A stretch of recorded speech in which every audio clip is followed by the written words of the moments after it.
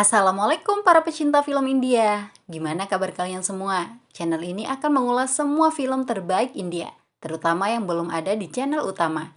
Mimin juga akan mengulas film-film sesuai yang kalian minta. Silahkan request saja. Kali ini Mimin akan membawakan salah satu film terbaik Talapati Vijay. Judulnya Talaiva tahun 2013.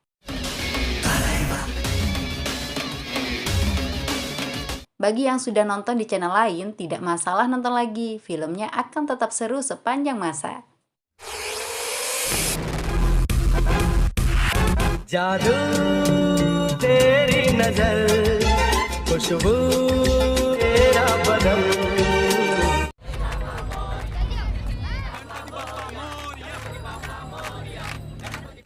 Seorang gangster sekaligus politisi lokal, Badra mendapat informasi tentang kematian Veda Bai yang merupakan pemimpin komunitas Tamil di Mumbai.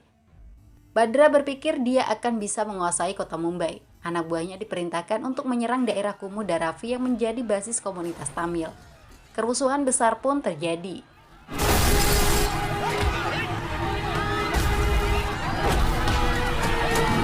Tokoh masyarakat Tamil, Ratnam yang pernah menjadi tangan kanan Veda Bai berusaha membawa putranya untuk menyelamatkan diri. Tapi anak buah gangster Badra mengincarnya. Putra Ratnam yang bernama Logu hampir saja terbunuh, terbakar api andaikan tidak diselamatkan oleh Ramadurai. Dengan penuh keberanian, Ramadurai melawan para penyerang. Ramadurai berhasil mengalahkan semua lawan-lawannya.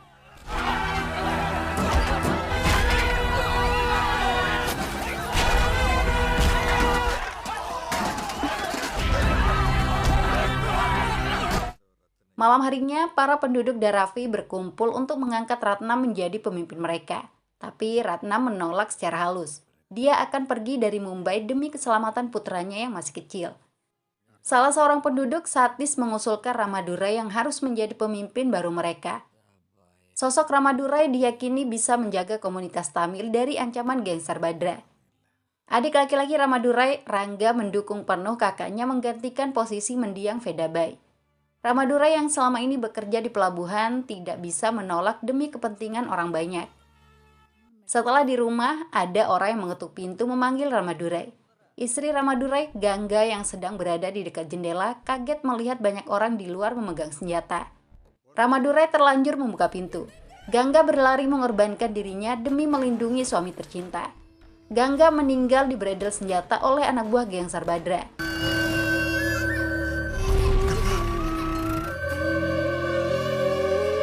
Ramadurai sangat sedih dan marah. Dia pergi balas dendam menyerang rumah Badra seorang diri. Ramadurai yang dipenuhi amarah membunuh Badra di hadapan istri dan putranya.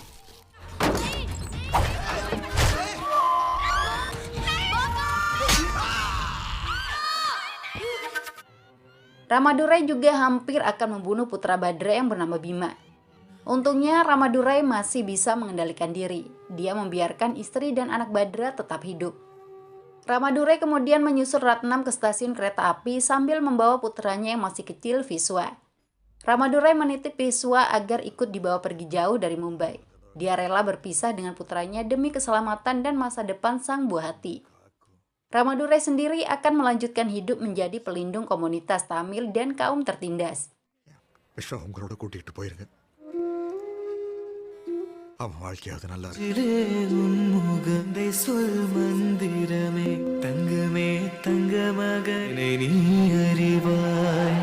25 tahun berlalu, Ramadurai telah menjadi pemimpin komunitas Tamil sekaligus gangster yang sangat disegani di kota Mumbai. Salah seorang pengacara baik hati, Radhakrishnan, datang menemui Ramadurai yang akrab dipanggil Anna. Radhakrishnan mengadukan ketidakadilan yang terjadi di pengadilan. Baru-baru ini ada aktor bintang film telah memperkaos pembantunya yang berusia 16 tahun. Korban berusaha mencari keadilan, tapi pengadilan membebaskan aktor tersebut. Anna, berikanlah keadilan kepada korban seperti yang biasa Anda lakukan, ujar Radhakrishnan. Ramadurai alias Anna mengirim anak buahnya untuk menghukum aktor tersebut. Tidak tanggung-tanggung, aktor itu dibunuh saat sedang syuting di siang bolong. Para kru film tidak berani memperpanjang masalah karena mengetahui para pembunuh adalah kiriman Anna, gangster yang menguasai kota. Meski begitu, Anna tetap bertanggung jawab mengganti kerugian produser film. Anna kedatangan seorang pengusaha bernama Kurana Kesap. Tujuan kedatangan Kesap untuk meminta dukungan Anna terkait proyek pembangunan apartemen di daerah Darafi. Anna akan mendapat uang 1 miliar sebagai imbalan. Suap semacam itu ditolak secara mentah-mentah. Proyek Kesap tidak akan pernah terwujud selama Anna masih hidup. Nasib penduduk jauh lebih berharga daripada uang. நான் இருக்கிற வரைக்கும் நடக்காது நீ கொடுக்கிற 100 கோடி Di tempat lain, putra Anna, Viswa yang telah dewasa sedang mengikuti audisi kompetisi dance bersama teman-temannya di Australia. Viswa langsung keluar dari arena audisi saat mengetahui ayahnya menelpon. Itulah tanda bahwa Viswa sangat menghormati sang ayah. Viswa ditelepon karena hari itu peringatan kematian ibunya. Anna tidak lupa menanyakan hasil audisi tari yang diikuti Viswa. Anna mengingatkan putranya itu agar berhasil memenangkan kompetisi. Masalahnya, sikap Viswa yang tiba-tiba meninggalkan arena audisi membuat timnya didiskualifikasi oleh juri. Viswa baru sadar telah melakukan kesalahan yang membuat teman-temannya kecewa. Viswa harus memenangkan kompetisi sesuai harapan ayahnya. Dia memiliki ide untuk mengubah penilaian juri. Tim Viswa yang bernama Tamil Pasangga tampil di luar gedung audisi. Aksi mereka menjadi perhatian orang-orang di luar maupun di dalam gedung. Tarian mereka sangat menyenangkan dan menghibur.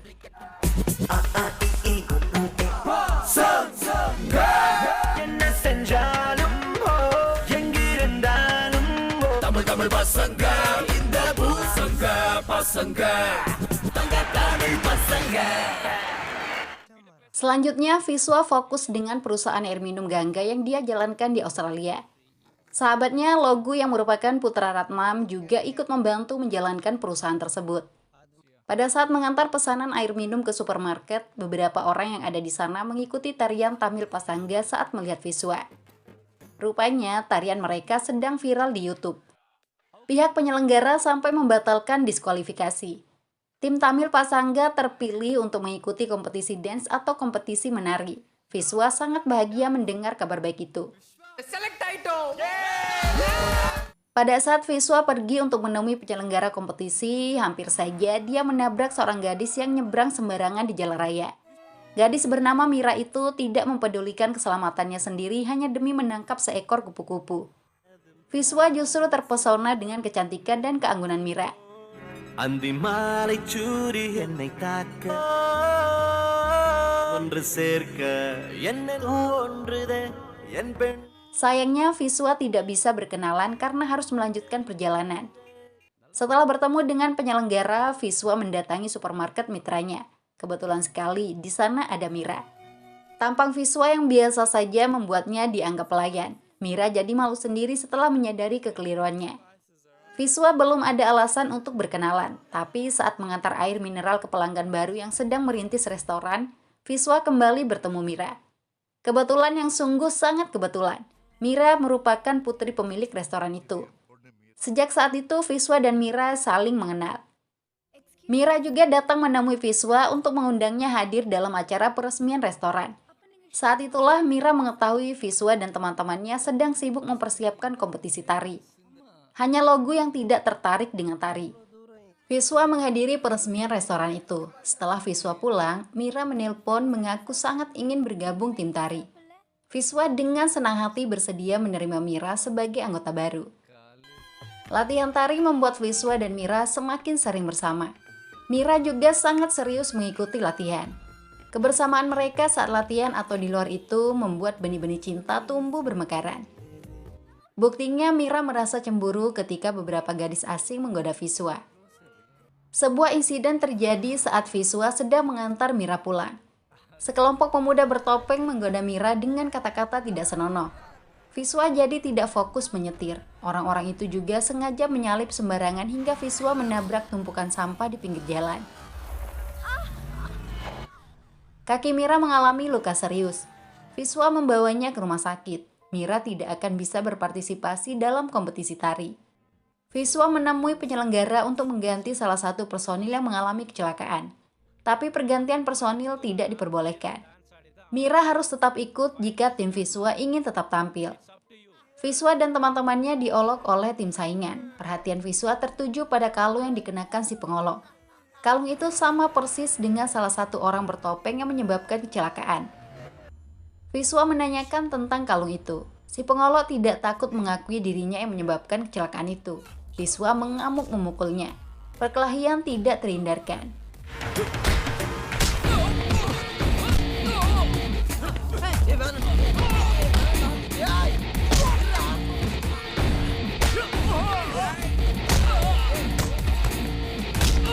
Pihak penyelenggara keluar menghentikan keributan. Mereka diminta fokus bersaing dalam kompetisi, bukan justru adu fisik. Viswa pergi menemui Mira di rumah sakit. Meski dalam kondisi menggunakan kursi roda, Viswa mengajak Mira tetap berlatih.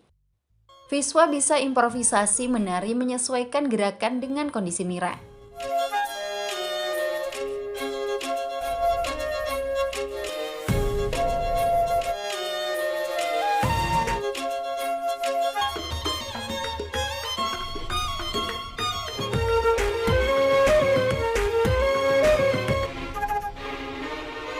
Usaha dan kerja keras mereka tidak sia-sia. Penampilan tim Tamil Pasangga dalam kompetisi mendapat tepuk tangan meriah.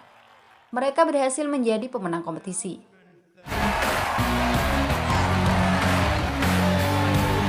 Viswa kemudian mengantar Mira pulang ke rumah. Mira menunggu momen itu akan digunakan Viswa untuk mengungkapkan perasaannya. Tapi Viswa terlihat masih malu. Viswa memilih akan langsung pulang. Saat itulah Mira memberanikan diri menyatakan cinta terlebih dahulu. உங்க வாழ்க்கையில நான் அம்மாவாவும் வரலாமா?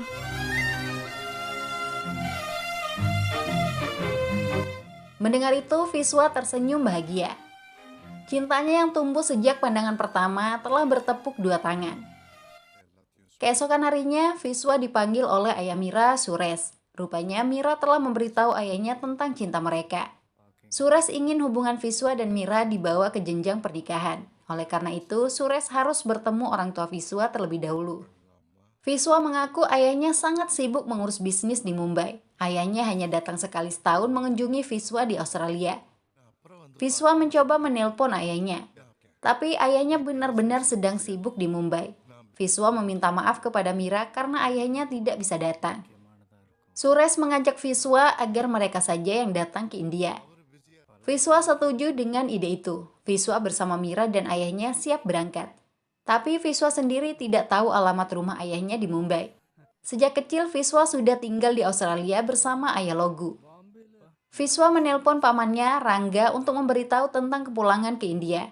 Rangga kaget mendengar itu. Viswa memaksa dijemput di bandara. Setelah sampai Mumbai, Viswa bersama Mira dan ayahnya dijemput oleh utusan paman Rangga. Viswa tidak menyangka pamannya juga sibuk sehingga tidak bisa datang menjemput. Hal aneh mulai dirasakan Viswa. Banyak mobil taksi mengawal kepulangannya. Viswa juga tidak langsung dibawa pulang. Paman Rangga sudah menunggu di sebuah bangunan sekolah. Viswa benar-benar bingung dengan apa yang sebenarnya terjadi. Sopir yang menjemputnya ternyata memiliki pistol. Viswa dikawal agar tidak terdeteksi polisi. Viswa menanyakan di mana ayahnya saat ini dan mengapa mereka takut polisi. Paman Rangga tidak ingin memberikan penjelasan panjang lebar. Semua pertanyaan Viswa akan dijawab oleh ayahnya. Fakta mengejutkan itu membuat ayah Mira, Suresh, sangat kecewa. Suresh menanyakan kebenaran tentang profesi ayah Viswa yang katanya seorang pengusaha. Suresh yakin ayah Viswa terlibat aktivitas ilegal sehingga bersembunyi dari polisi. Viswa sendiri bingung dan tidak tahu apa-apa. Selama ini dia mengenal ayahnya seorang pengusaha. Viswa juga baru pertama kali pulang ke India. Tiba waktunya Viswa akan dipertemukan sang ayah. Untuk bisa bertemu, Viswa dibawa ke sana kemari secara rahasia. Viswa semakin dibuat bingung. Pada saat tiba di lokasi, ayah Viswa belum datang. Viswa terkejut saat melihat ayahnya datang menggunakan perahu dengan dikawal banyak orang.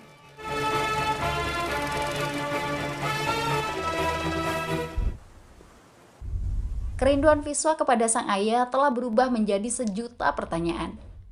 Ayah, siapa ayah sebenarnya? Kehidupan apa yang sedang ayah jalani? Untuk siapa ayah menjalani hidup ini sehingga jauh dari putranya sendiri? Tanya Viswa. Belum sempat Anna menjawab, banyak orang sudah berkumpul. Mereka semua meneriakkan nama Anna. Saya hidup untuk mereka, jawab Anna singkat. Anna menceritakan secara detail semua yang telah terjadi. Mulai dari kerusuhan 25 tahun lalu hingga alasan Viswa dititip kepada Ratnam. Situasi saat ini, Anna terpaksa bersembunyi dari polisi. Semuanya berawal dari putra gangster Badra, Bima, yang berusaha balas dendam atas kematian ayahnya. Bima sempat mencoba membunuh Anna. Akibatnya Bima dijebloskan ke penjara. Bima bebas dari penjara setelah belasan tahun. Dia mulai menyatukan sisa-sisa kekuatan mendiang ayahnya. Lalu mendekati orang-orang yang tidak menyukai Anna, baik itu politisi maupun pengusaha. Bima membantu seorang politisi bernama Krisnanji untuk mendapatkan kursi menteri. Saingan Krisnanji dalam pemilu dibunuh. Kekuatan Bima semakin besar setelah Krisnanji berhasil menjadi menteri.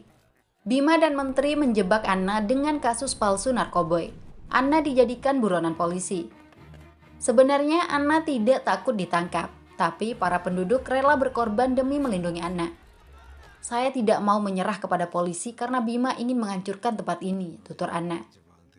Viswa baru mengetahui identitas asli ayahnya yang seorang godfather atau gangster baik hati. Viswa mengajak ayahnya ikut ke Australia untuk menjalani hidup damai. Anna tidak bisa meninggalkan tanggung jawabnya. Viswa dipersilahkan kembali ke Australia. Viswa harus menjalani hidup damai dan menikah dengan gadis pilihannya. Anna mendapat laporan dari Rangga tentang kekecewaan calon istri Viswa dan ayahnya. Mereka akan pulang ke Australia. Anna dan Viswa menyusul mereka yang diketahui berada di sebuah hotel. Anak buah Anna hanya memantau dari luar hotel. Ayah Mira, Suresh, tidak ingin lagi berurusan dengan Viswa. Anna memohon-mohon agar Suresh tidak menghukum Viswa karena dirinya.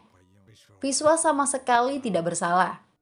Suresh tetap pada keputusannya. Viswa sampai tidak kuasa melihat ayahnya yang dihormati banyak orang justru diperlakukan buruk oleh ayah Mira. Anna terus memohon dan mengikuti Suresh ke kamar agar Viswa tetap dijadikan menantu. Tanpa diduga, tiba-tiba Anna dikepung sekelompok polisi bersenjata. Cukup mudah bagi Anna melumpuhkan para polisi yang menodongnya. Tapi perlawanan Anna terhenti saat melihat Viswa sudah ditodong senjata. Kejutan terbesarnya, Anna ditodong juga oleh Mira dan ayahnya. Ternyata Mira adalah seorang inspektur polisi yang sedang menyamar. Suresh bukanlah ayah Mira, melainkan atasannya di institusi kepolisian. Bukan hanya Anna yang terkejut dengan fakta itu, Viswa jauh lebih terkejut lagi. Viswa baru menyadari Mira datang dalam hidupnya dengan membawa misi rahasia. Semua yang terjadi tidak kebetulan, melainkan rekayasa atau settingan. Anna telah berhasil ditangkap. Anak buah Anna maupun Viswa tidak berdaya. Anna akan dibawa menggunakan mobil polisi. Viswa sangat sedih dan marah. Viswa patah hati telah dimanfaatkan oleh Mira dan Suresh. Parahnya lagi, mobil yang membawa ayah Viswa meledak.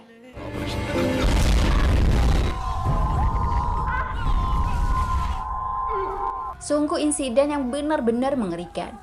Anna meninggal terbakar bersama kendaraan. Hancur hati Viswa menyaksikan ayahnya meninggal seperti itu.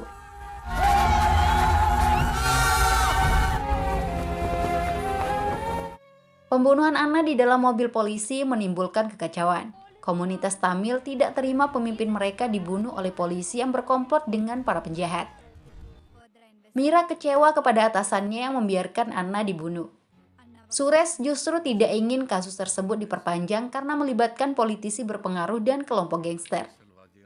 Dalang utama pembunuhan Anna adalah Bima. Kematian Anna membuat Bima akan menguasai seluruh kota Mumbai. Anak buah Bima mulai memaksa semua pengusaha menyetor uang keamanan. Para pengusaha mengadu kepada Rangga selaku orang nomor 2 setelah Anna. Viswa yang selama ini hidup damai dan jauh dari dunia kekerasan mengusulkan diri untuk menggantikan posisi ayahnya. Salah seorang pengusaha, Raffi Kiran, mendukung Viswa, tapi Rangga tidak setuju. Viswa diminta kembali ke Australia dan menjalani hidup damai di sana. Rangga pasti akan membalas kematian Anna. Viswa tidak boleh terlibat kekerasan sesuai amanah Anna. Viswa, tolong pergi dari sini. Kami sudah kehilangan Anna. Kami tidak mau kehilanganmu juga, ucap Rangga. Viswa terpaksa mengikuti arahan pamannya. Dia diantar ke bandara oleh Satis. Saat berada di lampu merah, Viswa justru melihat seorang pengusaha, Raffi Kiran, ingin dibunuh oleh anak buah Bima. Viswa tidak bisa tinggal diam melihat itu. Spontan saja dia berusaha menghentikan pembunuhan itu. Untungnya Viswa cukup pandai bertarung. Dia mampu mengalahkan semua lawan-lawannya.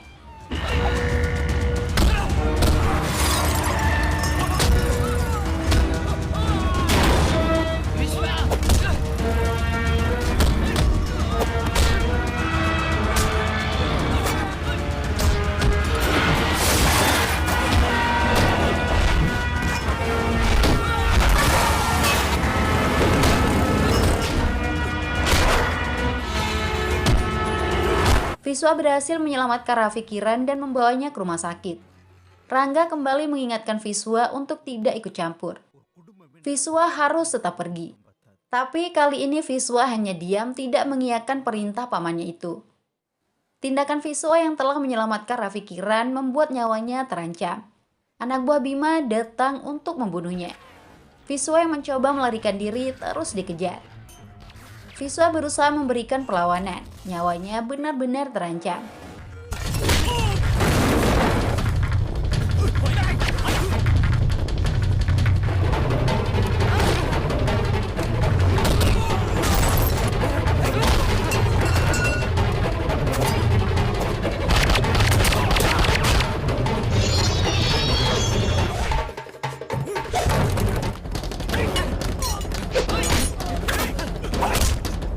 Tanpa sengaja, Viswa membunuh salah seorang yang mengejarnya. Viswa jadi panik setengah mati. Baru kali ini dia membunuh. Masalahnya, Viswa tidak memiliki pilihan lain untuk menyelamatkan diri.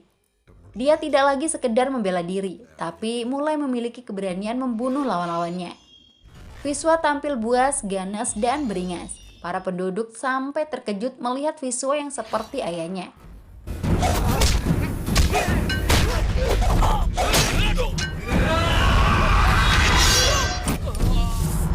Pagi-pagi pengusaha Kurana Kesap datang bersama polisi untuk menggusur pemukiman penduduk. Kesap telah mendapat izin dari pemerintah untuk membangun apartemen. Pada saat rumah mulai akan digusur, Viswa menunjukkan mayat-mayat anak buah Bima yang telah dibunuh semalam.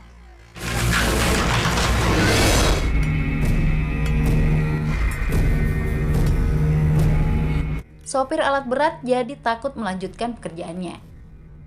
Kurana Kesap mengambil alih alat berat, tapi Viswa berdiri tanpa rasa takut menjadi penghalang. Sepupu Viswa atau putra Rangga, Santos juga ikut maju di samping Viswa. Semua penduduk jadi memiliki keberanian. Mereka bersatu menggagalkan penggusuran.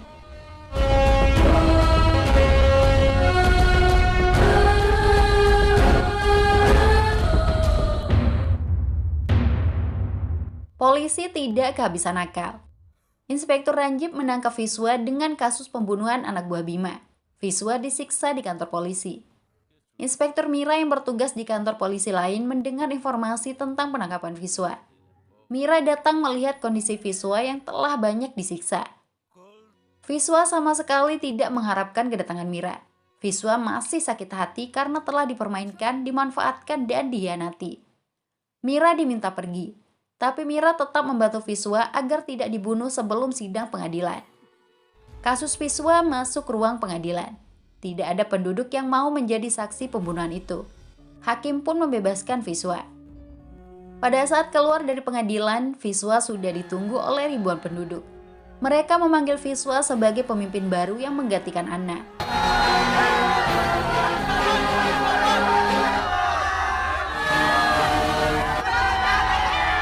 Sejak hari itu, Viswa menjadi godfather seperti mendiang ayahnya. Penampilan Viswa berubah drastis. Dia yang dulu ceria, kini tidak tersenyum lagi karena menanggung tanggung jawab yang cukup besar. Viswa melanjutkan semua yang telah dilakukan sang ayah. Viswa bisa beradaptasi dengan cepat. Dia tidak segan-segan lagi menghabisi nyawa orang jahat. Kelompok gangster Bima merasa sangat dirugikan dengan keberadaan Viswa. Institusi kepolisian digunakan untuk memanggil Viswa dengan alasan melanggar hukum. Viswa menegaskan kepada Inspektur Mira dan atasannya bahwa dia tidak melakukan kejahatan apapun. Viswa justru adalah orang yang menghukum para pelanggar hukum. Sahabat Viswa, Logu, datang dari Australia. Orang-orang menghormati Logu karena putra Ratnam yang dulu pernah menjadi tokoh komunitas Tamil.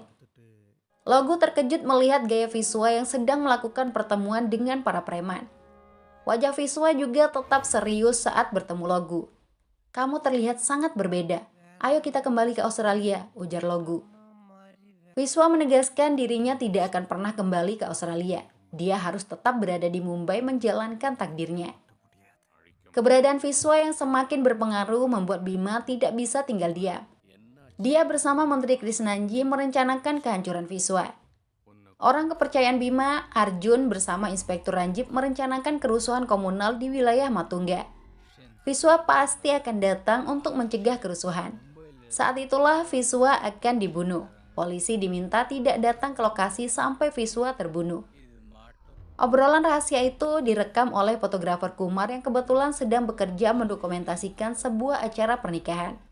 Kumar juga berhasil merekam anak buah Menteri Krisnanji yang berpura-pura ikut berunjuk rasa. Tuntutan pengunjuk rasa adalah menuntut orang non-Maharashtra pergi dari Mumbai. Anak buah Bima yang menyamar sebagai penduduk sengaja melempar para pengunjuk rasa. Dalam sekejap, kerusuhan terjadi seolah-olah antara penduduk asli dan pendatang. மற்றவங்களுக்கும் அப்போதான் இங்கே மக்கள் கூட்டத்தில் பெட்ரோல் குண்டை வீசி தாக்க வராம இவங்களோட. Kumar ketahuan sedang mengambil rekaman. Arjun dan gengnya mengejar Kumar. Menangkap Kumar jauh lebih penting saat ini daripada membunuh Viswa. Kumar melarikan diri dengan naik kereta api. Kumar berusaha menelpon Viswa. Sebelum bisa bicara banyak, Kumar terlebih dahulu ditemukan oleh anak buah Bima. Kumar kembali kabur menyelamatkan diri. Sementara di Matungga, kerusuhan semakin membesar. Viswa ditelepon oleh Pamarangga untuk segera pergi ke Matungga. Kerusuhan yang terjadi tidak hanya di jalanan. Para perusuh juga masuk ke tempat acara pernikahan. Calon pengantin laki-laki sampai kabur menyelamatkan diri. Calon pengantin wanita, Gauri, ditinggal begitu saja. Viswa sampai di lokasi. Dia berusaha menghentikan kerusuhan dan menyelamatkan banyak orang. Situasi benar-benar tidak terkendali.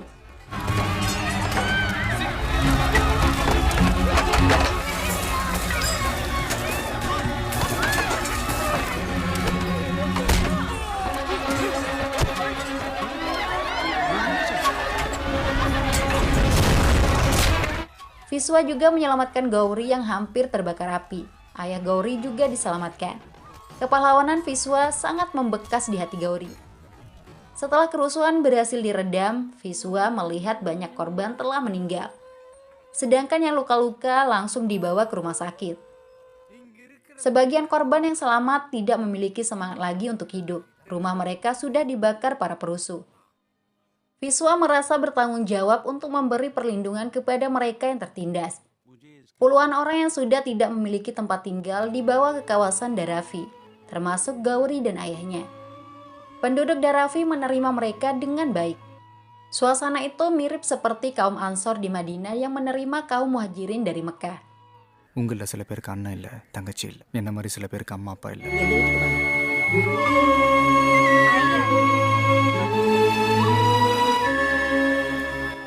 Pihak kepolisian di bawah komando Inspektur Mira menyelidiki dalam kerusuhan. Mira datang menemui para korban yang sudah tinggal di tempat Viswa. Para korban diminta mengidentifikasi foto orang yang diduga memulai kerusuhan. Sayangnya wajah orang itu tidak dikenali. Mira meminta mereka tidak perlu takut.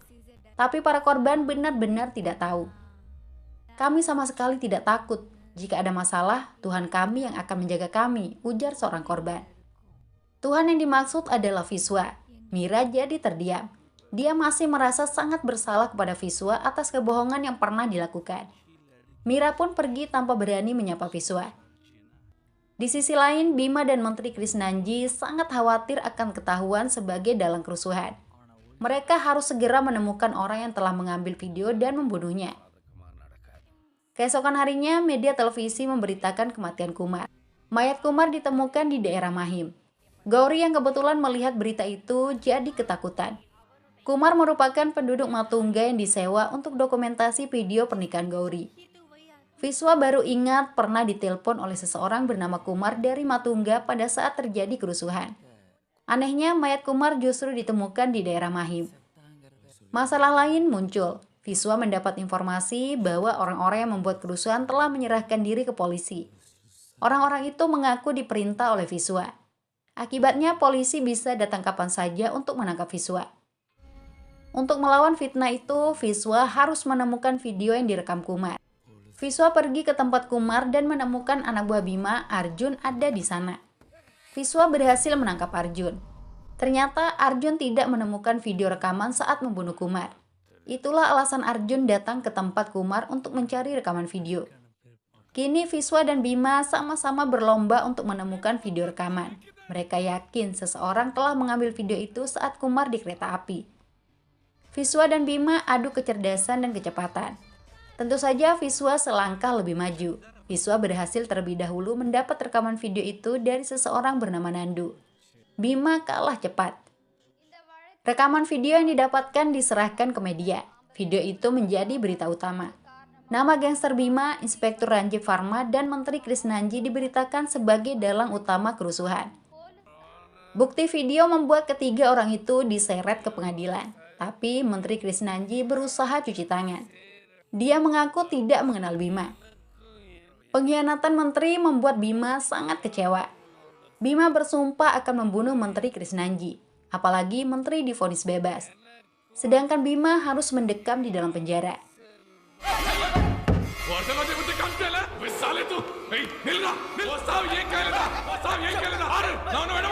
Viswa datang ke penjara untuk mengolok-olok Bima. Viswa sengaja memprovokasi Bima. Anda masih hidup karena ayah saya orang baik. Tapi saya bukan orang baik. Malam ini juga Anda akan mati, ujar Viswa pergi.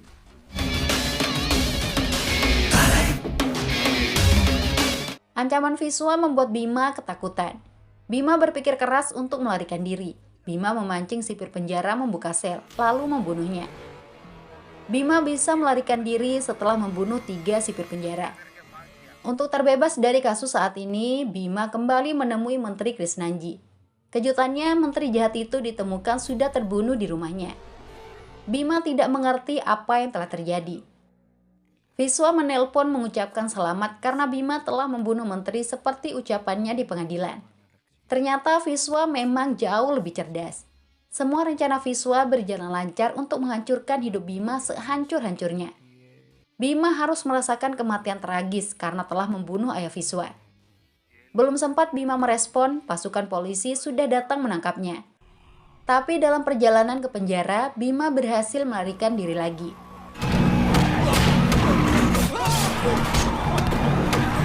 Bima dan anak buahnya merencanakan balas dendam kepada Viswa.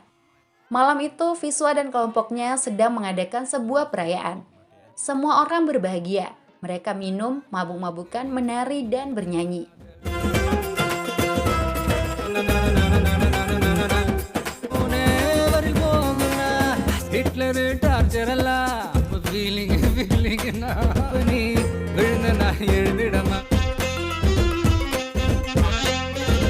Gauri sangat bahagia bisa sedekat itu dengan pahlawan hatinya. Viswa yang sudah mabuk berat tidak bisa mengontrol diri. Gauri membiarkan Viswa tertidur di dekatnya. Viswa terbangun keesokan harinya. Hal yang mengagetkan, Viswa berada di atas perahu nelayan hanya seorang diri.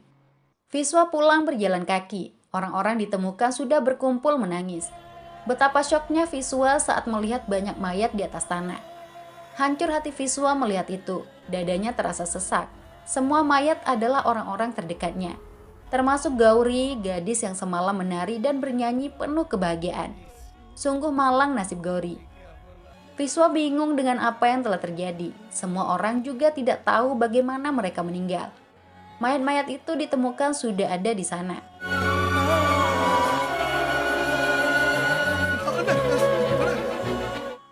Para penduduk sempat khawatir terjadi sesuatu pada Viswa.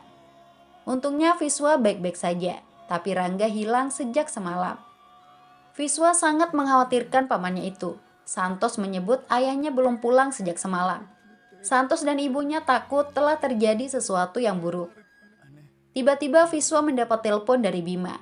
Rupanya nyawa Rangga ada di tangan Bima. Viswa diminta datang seorang diri ke sebuah tempat jika menginginkan pamannya selamat. Tanpa pikir apapun, Viswa pergi bersama Santos ke sebuah bangunan tua sesuai arahan Bima. Viswa meminta Santos diam di luar. Viswa masuk sendiri dan menemukan pamannya sedang terikat. Viswa melepas tali ikatan pamannya, tapi tidak semudah itu bisa membawa pamannya kabur. Bima sudah menunggu di sana bersama anak buahnya. Viswa mempersilahkan Bima berbuat apa saja asal pamannya dibiarkan pergi. Tapi sesuatu yang tidak pernah diduga terjadi. Viswa merasa punggungnya teramat sangat sakit.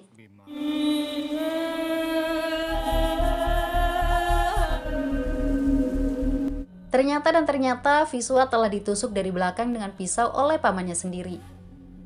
Sungguh pengkhianatan yang sangat kejam. Bima bertepuk tangan puas melihat Viswa terluka lahir dan batin. Bima telah memenangkan setengah pertempuran. Pengkhianatan Rangga telah terjadi sejak lama. Puncaknya peristiwa kelam semalam. Rangga menelpon orang-orang penting dalam kelompok mereka, lalu membunuhnya saat menjauh dari keramaian. Gauri secara tidak sengaja melihat pembunuhan itu. Gauri berusaha membangunkan Viswa. Tapi efek miras membuat Viswa tak kunjung bangun. Gauri membawa Viswa kabur. Para penjahat berusaha menangkapnya. Gauri memindahkan tubuh Viswa ke perahu nelayan agar aman. Para penjahat terus mengejar Gauri yang dianggap masih membawa Viswa. Gauri rela mengorbankan nyawa demi keselamatan Viswa. Mengetahui fakta itu, Viswa jadi sangat kecewa dan marah kepada pamannya. Sialnya, Viswa yang sudah terluka parah tidak bisa berbuat apa-apa. Rangga mempersilahkan Bima untuk membunuh Viswa. Rangga sendiri pergi meninggalkan tempat itu. Santos yang tidak tahu apa-apa hanya mengikuti perintah ayahnya. "Ayah, apa yang terjadi dengan saudara Viswa?" tanya Santos. Rangga tidak mempedulikan pertanyaan putranya itu. Rangga menelpon kantor polisi dan memberitahu lokasi keberadaan Bima yang telah membunuh Viswa. Santos yang mendengar itu jadi kaget. Ayahnya juga menelpon pengusaha kesap agar membawa uang sesuai kesepakatan.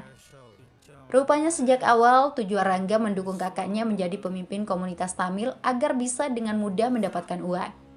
Tapi kakaknya itu justru jadi orang baik.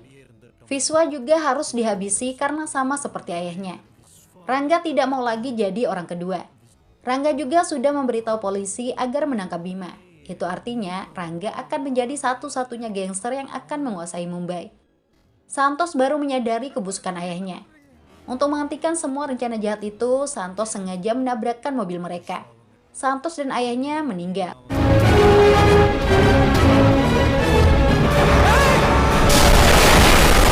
Viswa sendiri masih hidup. Meski dalam kondisi terluka, Viswa tidak mudah dibunuh. Sebaliknya, Viswa yang membunuh anak buah Bima satu persatu.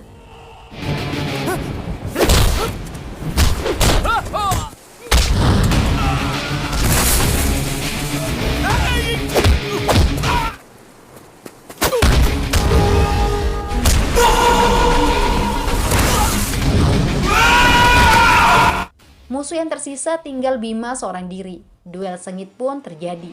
Viswa dan Bima sama-sama tangguh. Jual beli pukulan berlangsung cukup lama.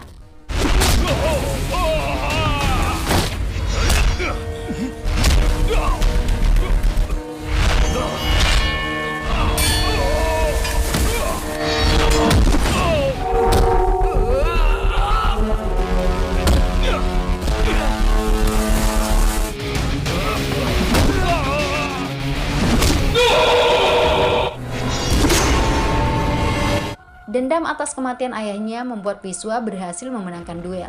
Viswa membunuh Bima.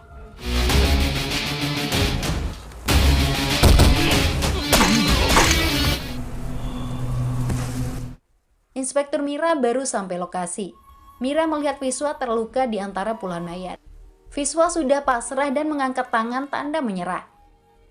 Mira mengambil keputusan tidak terduga. Dia menembakkan pelurunya ke tubuh Bima dan mayat-mayat di sana. Mira mengaku kepada anak buahnya terpaksa menembak Bima karena berusaha melarikan diri. Tujuan utama Mira agar nama Viswa bersih. Mungkin itu sebagai bentuk permintaan maaf Mira kepada Viswa. Karena cinta Mira untuk Viswa bukan sandiwara. Mira juga mengundurkan diri dari kepolisian. Mira merasa tidak bahagia menjadi polisi yang selalu dimanfaatkan oleh para politisi. Beberapa bulan kemudian, Mira terlihat sudah tinggal di rumah Viswa. Sahabat Viswa, Logu juga tetap di sana dan menjadi asisten Viswa. Wajah jenaka Logu sudah berubah serius seperti Viswa. Pengacara Radha Krishnan menemui Viswa. Seperti kepada ayah Viswa dulu, Radhakrishnan mengeluhkan putusan pengadilan yang tidak adil. Radhakrishnan meminta keadilan kepada Viswa yang penampilan barunya persis seperti Anna dulu. Film selesai di sana. Sampai jumpa dalam video berikutnya. Wassalam para pecinta film India.